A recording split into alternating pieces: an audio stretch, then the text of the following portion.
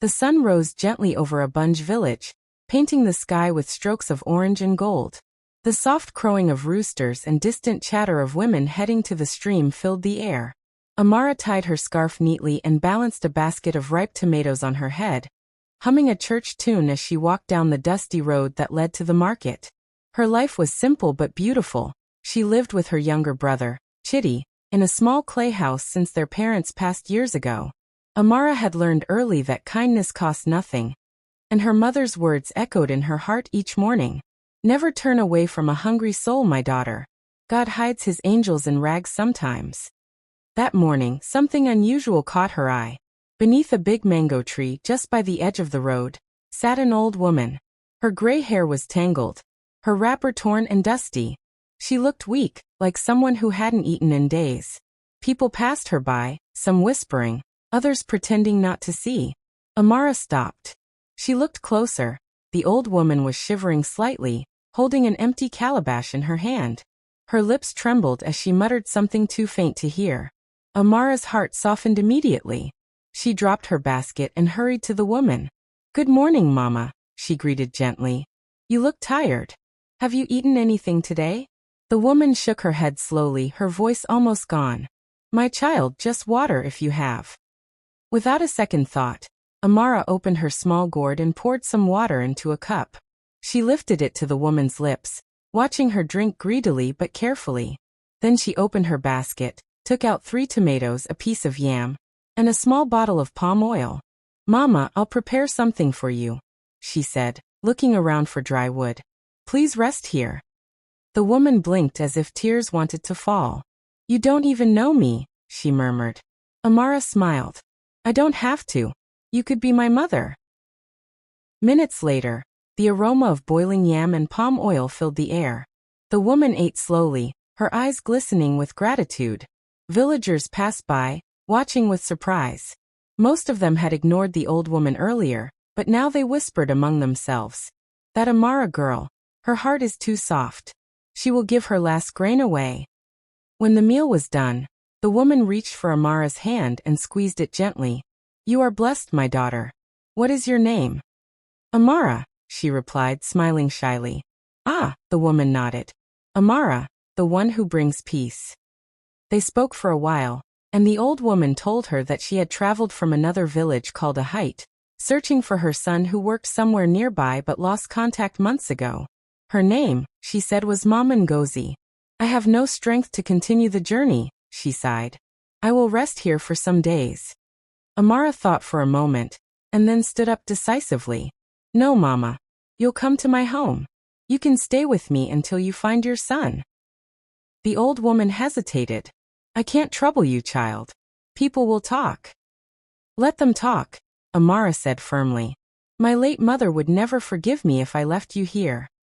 That day marked the beginning of something Amara could never imagine. When she led Mama Ngozi into her humble home, Chitty was shocked.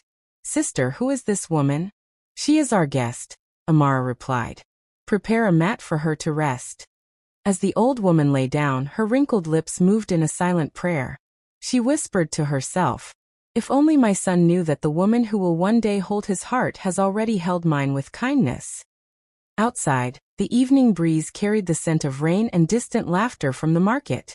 Amara didn't know it yet, but fate had just woven her life into another, one that would soon change everything she knew about love, destiny, and family. Don't forget to like, share, and subscribe for the next part of Amara's touching journey, because destiny always rewards kindness in ways we least expect. The writer removed his helmet, revealing a well-dressed young man in a clean white shirt and jeans. His skin glistened from the heat, and his eyes scanned the market like someone searching for a memory.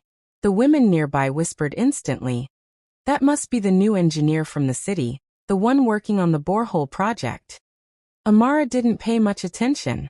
She was counting her money when he approached her table. "Good afternoon," he greeted with a smile. "Please, are you the one they call Amara?" She blinked, surprised. "Yes, I am. How do you know my name?" He smiled again.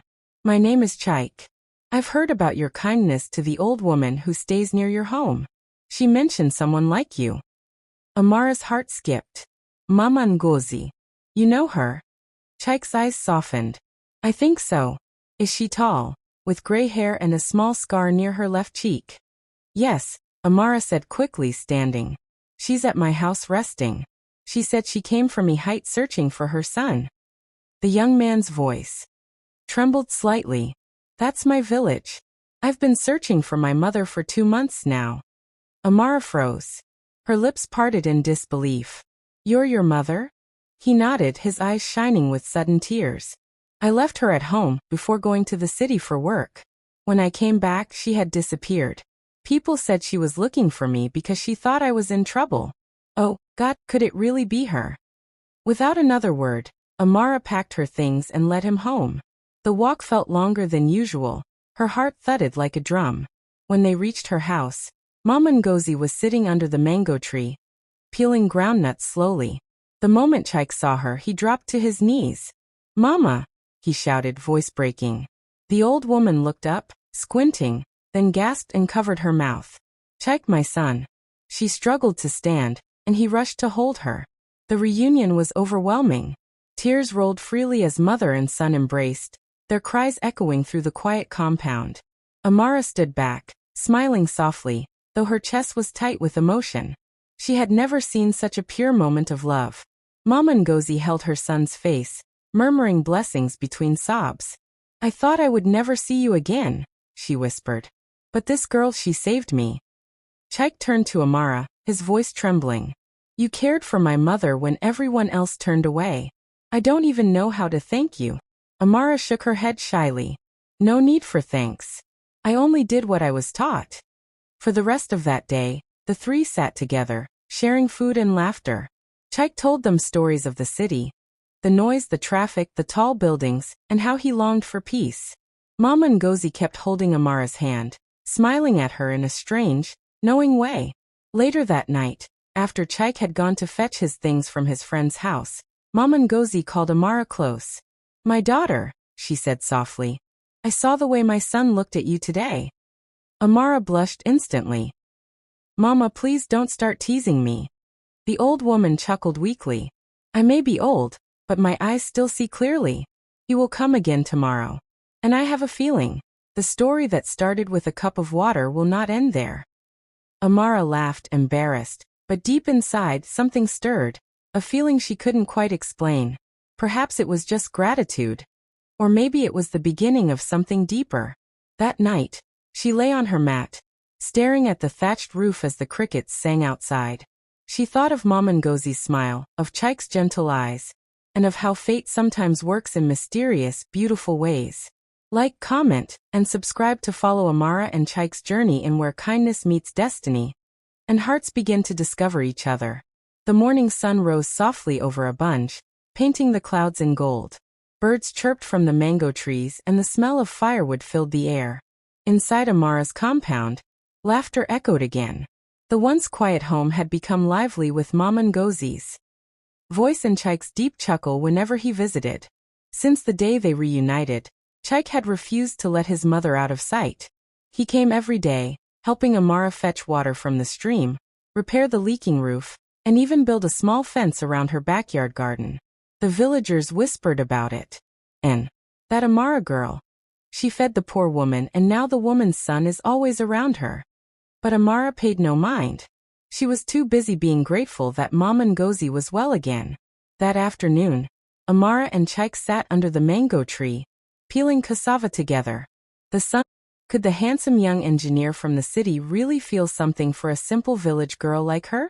That evening, the village square was alive with drums. It was a Bunj's annual harvest festival, and everyone dressed in their finest clothes. The air smelled of roasted yam, palm wine, and pepper soup. Amara wore a flowing red wrapper and a white blouse that shimmered under the moonlight. Chaik arrived in a clean white kaftan, his wrists glinting with a gold bracelet. When he saw her, he stopped in his tracks. You look beautiful, he said quietly. Amara looked away, embarrassed. You're not looking bad yourself, Mr. City Man. They laughed, walking together toward the square where people danced around a bonfire. The drums beat loudly, and the sound of the Ojin bell echoed through the night. Amara danced with the other girls, her steps graceful and full of life. Chaik couldn't take his eyes off her. Mama was right, he thought. She truly is special. After a while, he approached her, extending his hand. May I have this? Dance. She smiled shyly, then placed her hand in his. As they danced, the world seemed to fade. Only the rhythm of their hearts remained. The villagers cheered and teased. Ihen. The city boy has found his village bride. Later that night, they sat under the stars. The festival music had softened in the distance. Crickets sang, and a soft wind rustled the banana leaves. Amara, Chaik said gently, his tone serious this time. You've changed my life in ways I can't explain. If not for you, I might never have seen my mother again. You gave her love when no one else did. She lowered her gaze. I didn't do it for any reward, Chaik. I only followed my heart. I know, he said softly. That's why I can't stop thinking about you. Amara looked up, her heart racing. What are you saying? I'm saying, Chaik continued, that I want you in my life. I don't care that I live in the city or that you sell palm oil. You have the kind of heart I've prayed for. For a moment, silence filled the air, the kind that carries both shock and joy. Then Amara smiled, tears welling in her eyes. Chaik, I don't know what to say. He took her hand gently. Just say you'll let me try to make you happy. Before she could answer, a familiar voice interrupted them. Aha, so this is where my son is hiding. It was Mama Ngozi, smiling knowingly as she approached with a lantern. Mama! Chaik exclaimed, half embarrassed. The old woman laughed. You think I didn't see the way you were looking at her during the festival? My son, sometimes destiny doesn't hide. It sits right under your nose. Amara giggled nervously. Mama, please. Mama Ngozi placed her hand on Amara's shoulder. My daughter, the world turns strange circles. You helped a stranger because of love. And now that love has found you again in her son, don't fear what God himself has written. Tears stung Amara's eyes as she hugged the old woman. Chaik joined, and for a brief moment, the three of them stood under the stars, bound not by blood, but by kindness, destiny, and something deeper than all of them could yet understand.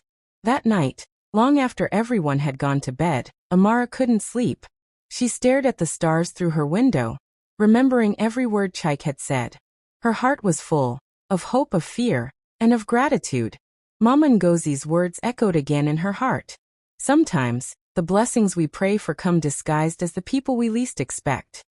Amara finally smiled, whispering to herself, maybe this is what love truly feels like, quiet, pure, and surprising. As she drifted to sleep, the night breeze carried the faint rhythm of drums from the festival, and perhaps the soft promise of something beautiful yet to come.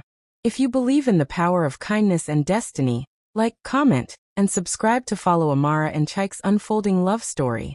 The rainy season came gently to a bunch. The air smelled of wet soil and mango leaves, and the rhythmic sound of raindrops against rooftops became the village's new song. Life moved slower. The market was quieter, and streams swelled with muddy water. In Amara's small compound, things felt peaceful, at least on the surface.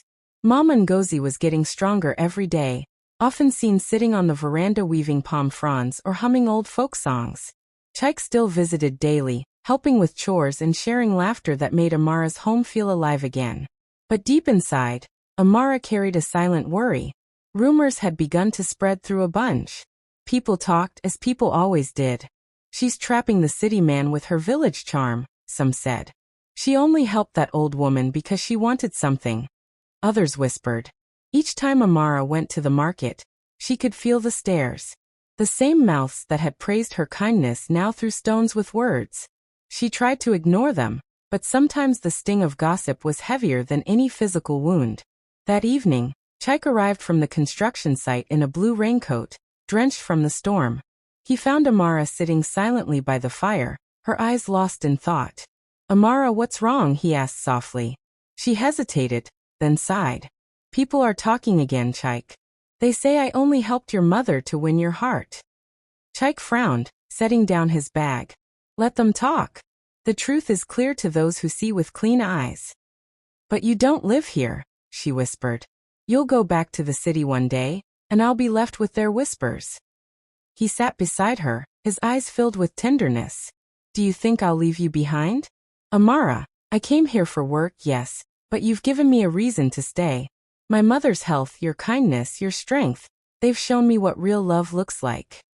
She looked at him, half believing, half afraid. And your family? What if they don't approve of me? Chaik hesitated. For the first time, his confidence faltered. My father, he has strong opinions. He expects me to marry someone from the city, someone educated and refined. But my heart has chosen differently. Amara's eyes dropped to the firelight. The crackling wood reflected her emotions. Love, fear, uncertainty, all burning together. Mama Ngozi, who had been listening quietly from her doorway, finally spoke. My son, she said softly, love tested by the tongue of others is the only love worth keeping. Don't let pride destroy what destiny has built. Chaik stood, took his mother's hand and kissed it. I understand, Mama. Then he turned to Amara. Whatever comes, I will face it with you. Days passed and the rains grew heavier. One morning, Chaik received a letter from the city. His company had finished the borehole project early, and he was expected to return to his office in Enugu immediately. When he told Amara, her heart sank. So soon? She asked, her voice trembling. I didn't expect it either, he replied. But I'll come back, I promise. He reached into his bag and pulled out a small wooden box. Inside was a delicate silver chain with a tiny heart-shaped pendant. Keep this, he said. Whenever you wear it, remember that my heart is with you, no matter where I go. Tears welled up in her eyes as she accepted it. I will wait, she whispered. Weeks turned into months. The rains ended, and the harmattan winds returned with their dry chill. The once green fields of Abunj turned golden and dusty again. Amara went about her daily routine, but her heart felt emptier with each passing day. She missed Chaik's laughter, his teasing, the way he fixed her broken baskets. Letters came sometimes, carried by drivers from the city, short, sweet notes that spoke of missing her, of plans for the future.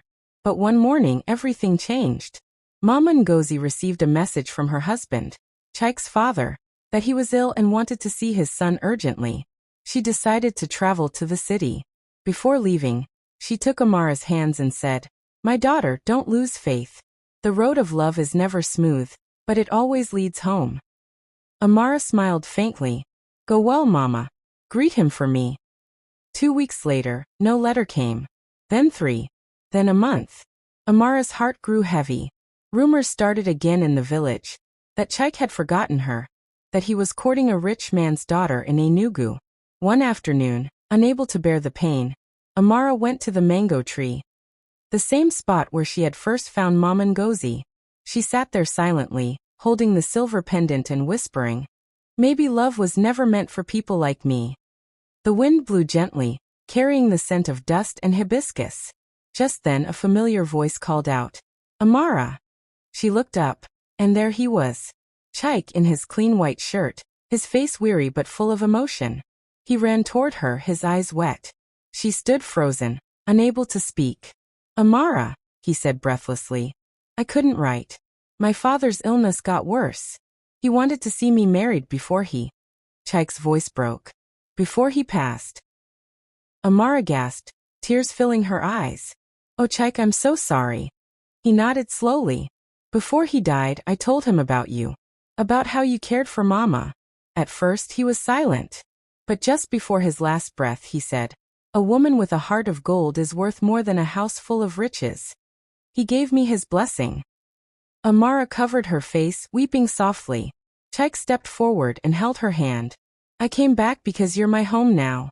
Mama is waiting at the house. She's been praying for this moment. Amara looked into his eyes, searching for any hint of doubt. There was none, only love, deep and certain. Chaik, she whispered. I never stopped believing. And for the first time, he pulled her into his arms under the same mango tree where destiny had first crossed their paths. Mama Ngozi stood a few steps away, her eyes glistening with tears of joy. The same tree that sheltered a hungry woman, she murmured, now witnesses the birth of a new beginning. That night, the village gathered to celebrate their reunion. The drums beat again, and laughter filled the air. But this time, it wasn't just about harvests or festivals. It was about love that had survived storms, distance, and doubt. Amara wore her red wrapper once more, her golden hair tie glowing in the firelight. Chaik held her hand proudly, whispering, "Next time I come, it won't be for a visit. It'll be for our wedding." Mama Ngozi smiled, watching them dance. She had once been a stranger fed by kindness, and now she was mother to the girl who would soon become her daughter. Sometimes, destiny hides behind a simple act of compassion, and when the time is right, it unveils its miracle. Like, comment, and subscribe. The golden morning light streamed through the palm leaves, casting soft patterns across the red earth. It was the day Abunj would remember for a long time. The day love, kindness, and destiny would stand hand in hand. Amara woke before dawn, as she always did, but today her heart thumped with excitement.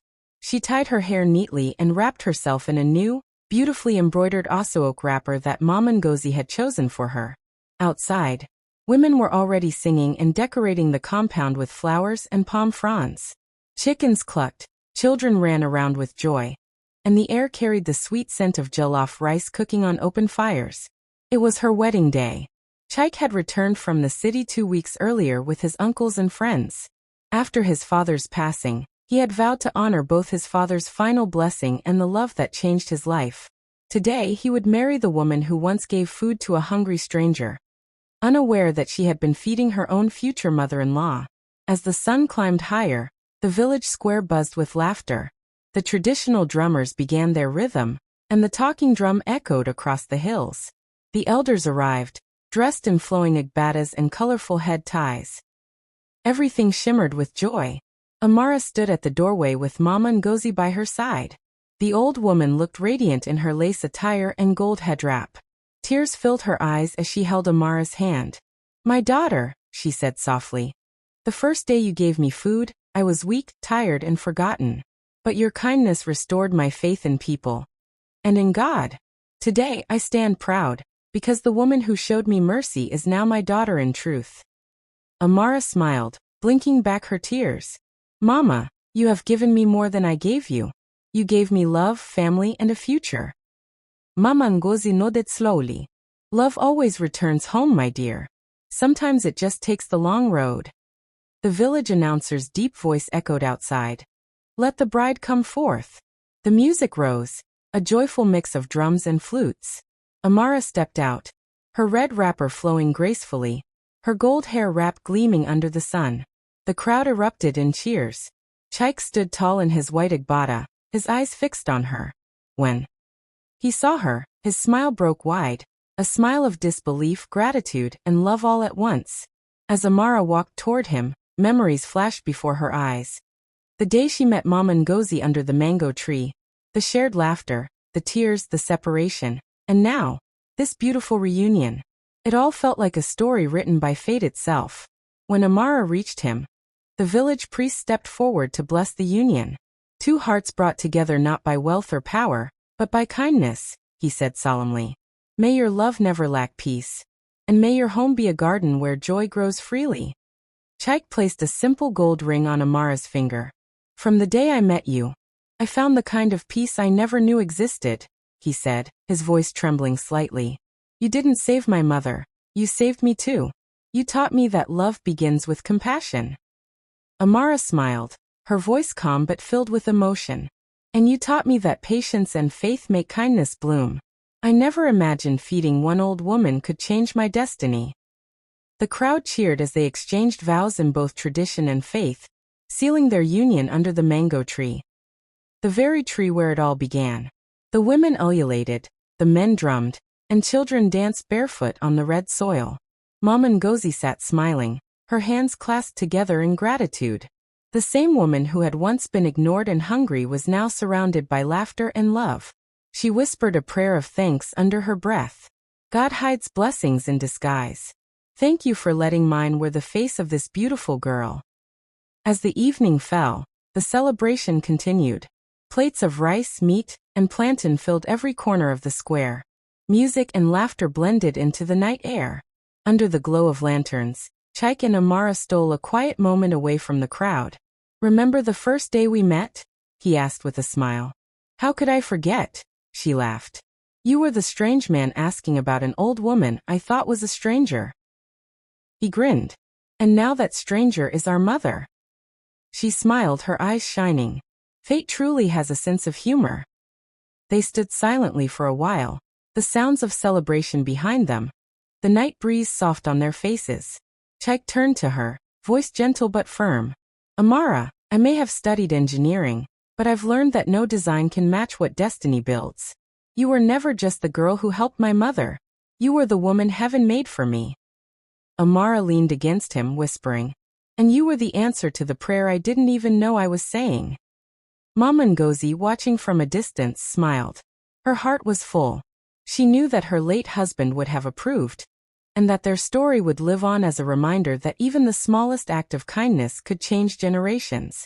The next morning, when the guests had gone and the laughter had quieted, Mama Ngozi sat beneath the mango tree once more. Amara came to sit beside her with 2 cups of tea. You still love this spot, Mama, she said softly. How could I not? The old woman replied. This tree gave me shade when I was hungry, and today it gives me shade to watch my children happy. It's where my sorrow ended and my joy began. They sat quietly, sipping tea as the birds sang above them. The gentle wind rustled the leaves, whispering stories of the past, of kindness, and of the miracle of love. Amara smiled, watching the horizon. I wonder how many people walk past miracles every day without seeing them. Mama Ngozi nodded. Many, my child. But those who see, those who give even when they have little, they are the ones who find destiny. The 2 women laughed softly, content in the peace of the morning. And from that day onward, whenever travelers passed through Abunj, they heard of Amara and the old woman. A tale of compassion that blossomed into love. A story that taught the entire village that no act of kindness is ever wasted. If you were moved by Amara's story, remember, kindness can change destinies. Sparkling heart. Backhand index pointing right. Don't forget to like, comment, and subscribe for more heart-touching African stories of love, fate, and hope. Share this story with someone who still believes that good hearts attract miracles. Globe showing Europe, Africa sparkles.